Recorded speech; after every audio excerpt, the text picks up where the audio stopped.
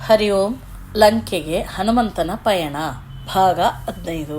ಹನುಮಂತನು ಕೂಡಲೇ ಸಮುದ್ರವನ್ನು ಹಾರಿ ಸಮುದ್ರವನ್ನು ದಾಟಿ ಒಂದು ಗುಡ್ಡವೇರಿ ಲಂಕೆಯನ್ನು ನೋಡತೊಡಗಿದನು. ಲಂಕೆಯು ಸುಂದರ ಗೋಡೆ ಇತ್ತು. 4 ಮೂಲೆ ಬಂಗಾರದ ಶಿಖರಗಳು, ಬಹಳ ಸುಂದರವಾದ ಮನೆಗಳಿದ್ದವು. ರಾಕ್ಷಸರು ಒಳ್ಳೆ ಬಟ್ಟೆ ಧರಿಸಿ ತಿರುಗಾಡುತ್ತಿದ್ದರು. ಮಾಂಸ ಸಾರಾಯಿ ಅಂಗಡಿಗಳಿದ್ದವು. ರಾಕ್ಷಸರು ಜಗಳವಾಡುತ್ತಿದ್ದರು. ರಾವಣನ ಬಂಗಾರದ ಮಹಲು ದೂರದಿಂದಲೇ ಕಾಣುತ್ತಿತ್ತು. ಕೋಟೆ ಸುತ್ತ ರಾಕ್ಷಸರು ಕಾವಲು ಕಾಯುತ್ತಿದ್ದರು. ಸಂಜೆಯಾಯಿತು. ಹನುಮಂತನು ಮೆಲ್ಲಗೆ ಪಟ್ಟಣಕ್ಕೆ ಬಂದನು. ಆಗ ಕಾವಲು ಕಾಯುವವನು ಹನುಮಂತನನ್ನು ಹಿಡಿಯಲು ಬಂದನು. ತಕ್ಷಣ ಹನುಮಂತನು ಅವನ ಸೊಂಟಕ್ಕೆ ಏಟು ಕೊಟ್ಟನು. ಅವನು ಅಲ್ಲೇ ಬಿದ್ದನು. ಆಮೇಲೆ ಹನುಮಂತನು ಪ್ರತಿಯೊಂದು ಮನೆಗೆ ಹೋಗಿ ಹುಡುಕಿದ. ಎಲ್ಲೂ ಸೀತೆಯು ಸುಳಿವು ಸಿಗಲಿಲ್ಲ. ಆದರೆ ಒಂದು ಮನೆಯಲ್ಲಿ ರಾಮನಾಮ ಶಬ್ದ ಕೇಳಿತು. ಇಲ್ಲಿ ಯಾರಾದರೂ ರಾಮಭಕ್ತರಿರಬಹುದು, ವಿಚಾರಿಸೋಣ ಎಂದು ಆ ವ್ಯಕ್ತಿಯನ್ನು ಕರೆದು ಪರಿಚಯ ಮಾಡಿಕೊಂಡನು.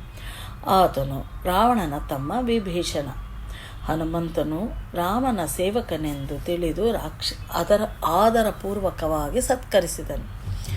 ಸೀತೆಯನ್ನು ಇಟ್ಟಿದ್ದ ಅಶೋಕವನದ ದಾರಿಯನ್ನು ತೋರಿಸಿದನು. ಅಶೋಕವನಕ್ಕೆ ಸೇರಿದನು. ಹನುಮಂತನು ದೊಡ್ಡ ಮರವನ್ನು ಹತ್ತಿ ಸುತ್ತ ನೋಡಿದ. ಮಧ್ಯಭಾಗದಲ್ಲಿ ವಿಕಾರವಾಗಿದ್ದ ರಾಕ್ಷಸಿಯರು, ಮಧ್ಯದಲ್ಲೂ ಒಬ್ಬ ಸ್ತ್ರೀಯೊಬ್ಬಳು ಅಳುತ್ತಾ ರಾಮನಾಮ ಹೇಳುತ್ತಿದ್ದಳು. ಹನುಮಂತನಿಗೆ ಮಾತೆ ಸೀತೆ ಎಂದು ತಿಳಿದುಕೊಂಡನು. ರಾತ್ರಿಯಾಯಿತು. ಒಬ್ಬೊಬ್ಬರಾಗಿ ಮಲಗತೊಡಗಿದರು ರಾಕ್ಷಸಿಯರು.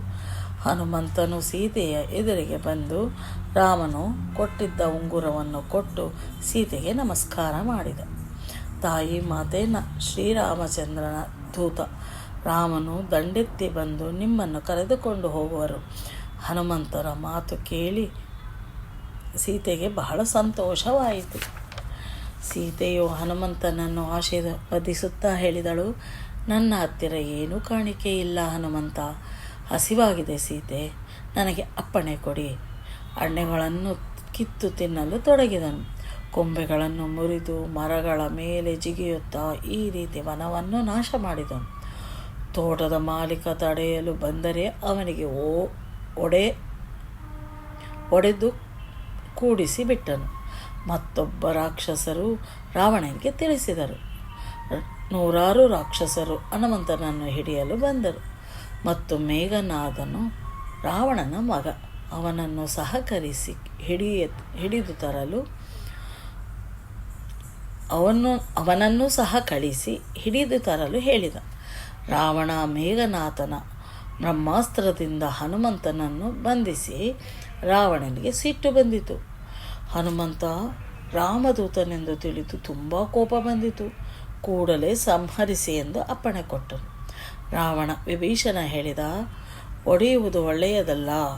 ನಂತರ ರಾವಣ ಹನುಮಂತ ಬಾಲಕ್ಕೆ ಬೆಂಕಿ ಹಚ್ಚಿ ಬಿಡಿರಿ ಎಂದು ಅಪ್ಪಣೆ ಕೊಟ್ಟ.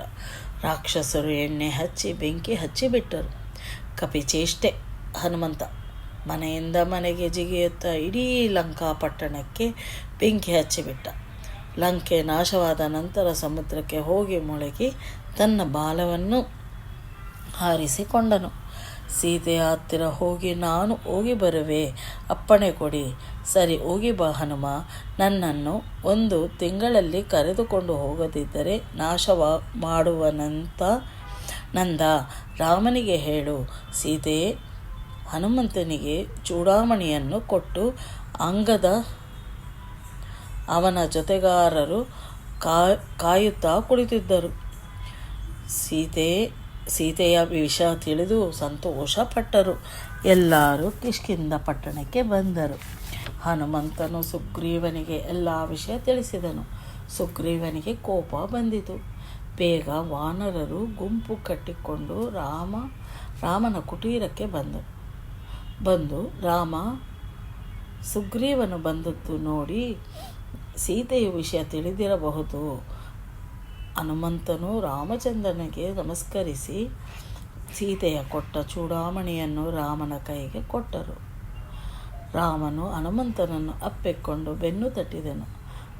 ಹನುಮ, ನಿನ್ನ ಋಣ ತೀರಿಸಿಕೊಳ್ಳುವುದಕ್ಕೆ ನನ್ನಲ್ಲಿ ಬೆಲೆಯುಳ್ಳುವ ವಸ್ತುವೂ ಇಲ್ಲ. ಹನುಮಂತ ಎಲ್ಲ ವಿಷಯ ತಿಳಿಸಿದನು. ರಾಮನಿಗೆ ಕಣ್ಣು ತುಂಬ ನೀರು ಬಂದಿತು. ಸ್ವಲ್ಪ ಹೊತ್ತಿನ ಮೇಲೆ ಸುಗ್ರೀವನಿಗೆ ಹೇಳಿದ, ರಾಮ, ಹೀಗೆ ಸುಮ್ಮನೆ ತಡೆ ಮಾಡಬಾರದು, ಯುದ್ಧಕ್ಕೆ ಸಿದ್ಧತೆ ಮಾಡಿಬಿಡಿರಿ ಎಂದನು ರಾಮ. ಧನ್ಯವಾದ.